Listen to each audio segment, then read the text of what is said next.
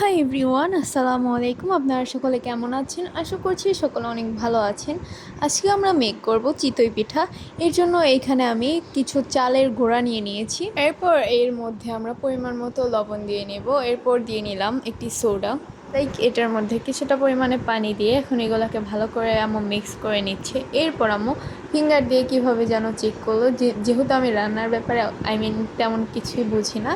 তো এখন আমার আম্মু এই কাচের মধ্যে ওই ইয়াটাকে দিয়ে দিবে, মানে চালের গোড়াটা যে মিক্স করে রেখেছিল। এখন এখানে আমরা ভালো করে দিয়ে নিই। আমার আম্মুর এই পিঠাগুলা বানানোর সাথে সাথে আজকে আমি আপনাদের কাছে একটি গল্প শেয়ার করব, মানে অনেক স্যাড একটা স্টোরি। তো মূল গল্পে যাওয়া যাক। যে এখানে একটা পাখি ছিল, একটা পাখি আরেকটা পাখিকে বলতেছিল যে তুমি আমাকে কতটুকু ভালোবাসো। তো পাখিটা বলতেছে যে আমি তোমাকে অনেক পরিমাণে ভালোবাসি। তারপর আরেকটা মানে ছেলে পাখিটা মেয়ে পাখিটাকে বলতেছিল যে তুমি আমাকে ভালোবাসো, এটার প্রমাণ কি? তারপরে মেয়ে পাখিটা বলল যে তুমি কি প্রমাণ চাও আমাকে বলো। তখন ছেলে পাখিটা বলল যে তুমি আমাকে একদিন ছেড়ে চলে যাবে, আমি এটা জানি। তারপর মেয়ে পাখিটা কাজ করলো যে ওর একটা ডানা ছিল, ডানাটা ভেঙে ফেললো আর বলল যে আমি এখন উঠতেও পারি না আর তোমাকে ছেড়ে যেতেও পারবো না। দিন বিশাল ঝড়ে ঝড় আসলো, যেখানে মেয়ে পাখিটা উঠতে পারতো না। তো মেয়ে পাখিটা ছেলে পাখিটাকে বলল যে আমি আজকে এইখানেই থাকি, তুমি তোমার জীবন নিয়ে পালাও। তারপর ছেলে পাখিটা মেয়ে পাখিটাকে রেখেই ওর জীবন নিয়ে ও চলে যায়।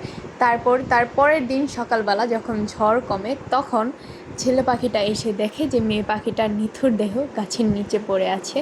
আর গাছের উপরে লেখা ছিল যে যদি তুমি আজকে আমার পাশে থাকতে তাহলে হয়তো বা আমি মরতাম না, আমি তোমার জন্য হলেও বেঁচে থাকার ট্রাই করতাম। যেখানে তুমিই বলেছিলে যে আমাকে ছেড়ে যাবে না, সেইখানে তুমি আজকে ছেড়ে চলে গিয়েছো, আর তুমিই আমার মিত্র সেই কারণ।